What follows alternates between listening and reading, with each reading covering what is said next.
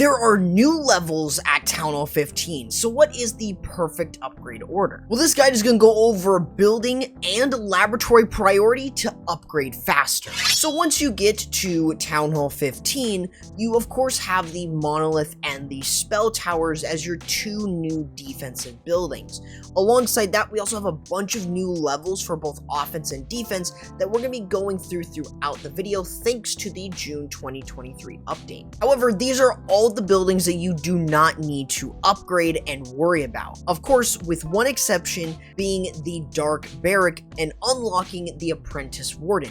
If you haven't done so, I would do so somewhere within this priority guide. Now, starting with our offensive priority for buildings, we want to start off with the laboratory. This is an incredibly important structure because you need to be able to use higher level troops. But of course, you've also got the Town Hall boost, which you're going to be able to take advantage of by upgrading the lab as your very first upgrade. I would also then recommend working on the Clan Castle. This is an incredibly important structure with 50 housing space capacity for it, which is perfect for war. It's incredibly good, and this is a very important upgrade. I'd recommend using a hammer if possible. You want to make sure that you are upgrading this as soon as possible. Next is the army camp. Going from 300 to a maximum of 320 is pretty significant. So upgrading this sooner rather than later is really good. Of course, these are going to take a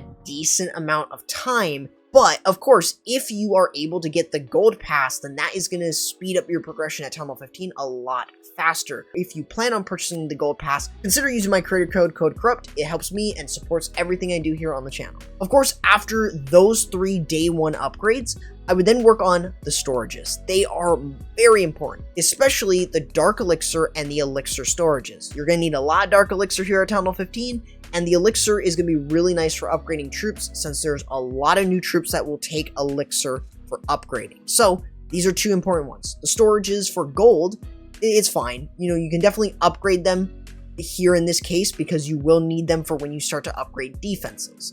Next, I would focus in on the 4 new pet house levels. This unlocks Frosty, Diggy, the Poison Lizard, and Phoenix. Really, all in all, you want to get the pet house maxed out as quickly as possible since it's a really, really good one and it offers some very good pet combinations for your heroes. Now, of course, we've also got the Town Hall. The Town Hall gets a lot stronger with additional damage to both its main attack and its extra damage when it's destroyed, and it even gets a range buff with the bomb. So I would heavily recommend upgrading this as soon as possible. Realistically, the Town Hall is going to do a lot of damage, and making sure that it's a constant threat even early on is very important. Other than that, you really can work on any other upgrades for offense that you didn't do, such as the Siege Workshop being the way that you can get the Battle Drill. Though it's not super important, you don't need to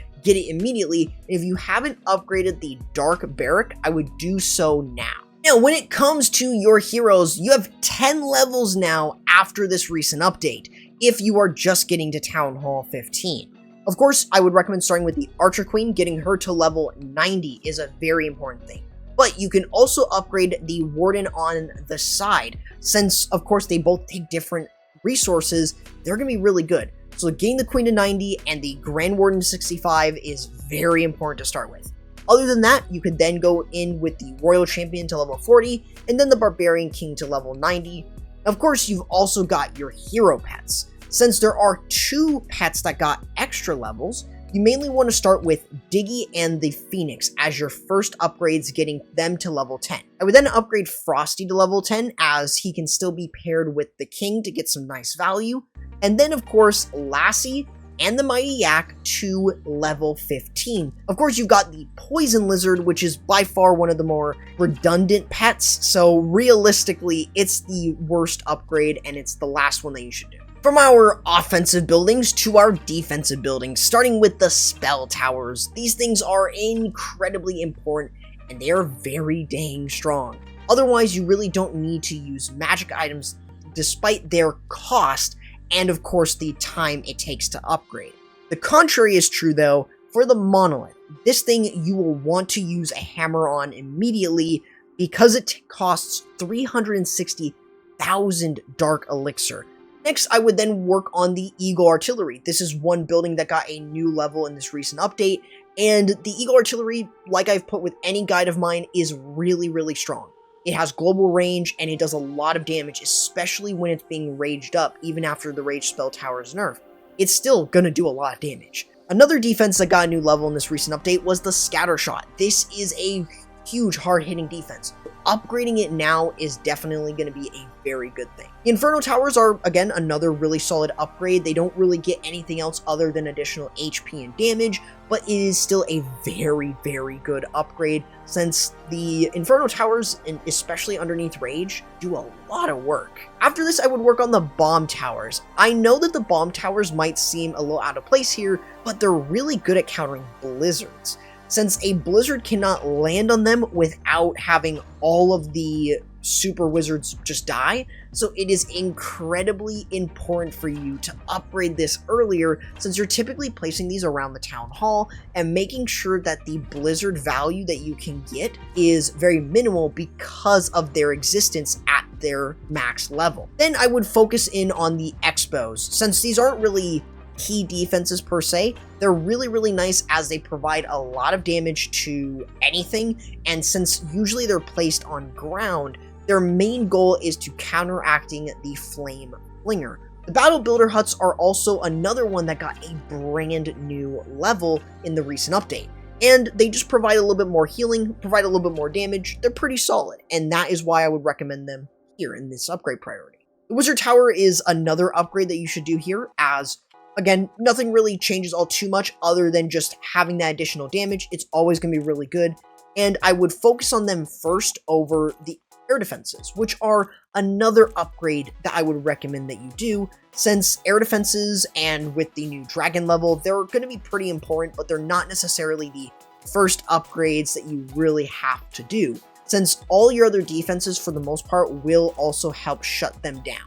Of course, you've also got the Teslas. They are another building that got a new level, and they just provide a lot of really nice chip damage.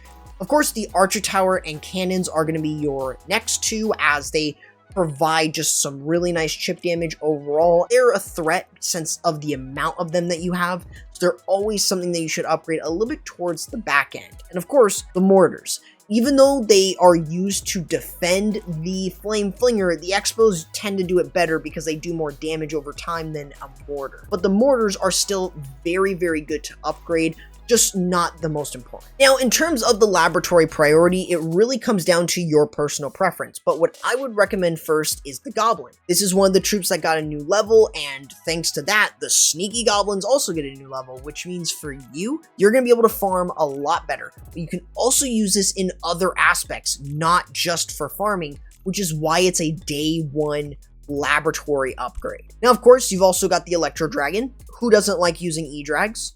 And of course, you're going to be able to use that for both farming and war, and is pretty flexible in some armies for funneling. Of course, you also want to work on a war-specific army, so I'd recommend doing your healers first, since they got a new level in this recent update. I would then work on your lightning spells, which is perfect for zap quake attacks, and then I would upgrade the Titans to level 3. And that is pretty much going to allow you to use the Zap Titan strategy, being one of the strongest strategies at Town Hall 15 that's super consistent. And I would always recommend upgrading and getting the Zap Titans maxed, because for the most part, it's a very, very strong arm. Additionally, we also have some advanced armies that you would want to upgrade in the laboratory. This is going to include Hydra Span. So if you're a fan of using dragons or super dragons, then you should upgrade your dragons first, and then I would recommend the clone spell, since you are going to be pretty much using this with a super minion blimp, as the clone spell did get a little bit stronger and does provide a little bit more, especially since it now gives you the option to do a super dragon bomb with the clone spells and the super dragons. Of course, you also have the Queen Charge Mass Hog Rider or Queen Charge Mass Super Hog armies. Mainly, of course, upgrading the Hog Riders is what is going to be the most important for you. I could also recommend upgrading the Skeleton spell here, since we're starting to see some people using the Skeleton spell and no heal spell with the Hog Riders. So A skeleton spell here would be perfect to upgrade alongside the Hog Rider.